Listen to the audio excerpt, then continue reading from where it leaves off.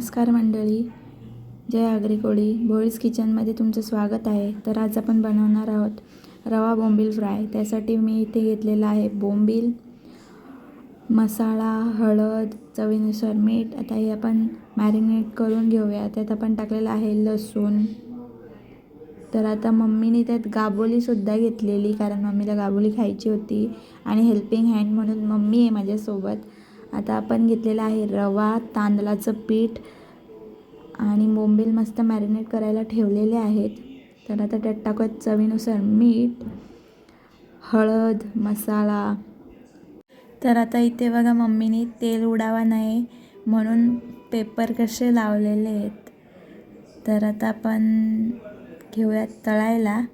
तर ते टाकूयात तव्यावरती. तर त्यात मी टाकलेला कढीपत्ता, कारण कढीपत्त्याचा फ्लेवर खूप छान येतो.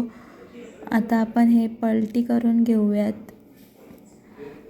क्रिस्पी असे बोंबील आपण बनवणार आहोत. त्यासाठी गॅस लो फ्लेमवरतीच ठेवायची आहे. मग मी त्यात टाकला कढीपत्ता आणि छान मस्त आपले बोंबील शिजलेले आहेत. तर अशा प्रकारे आपले रवा बोंबील फ्राय रेडी झालेले आहेत.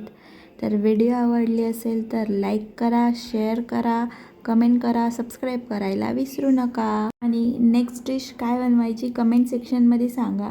Thanks for watching.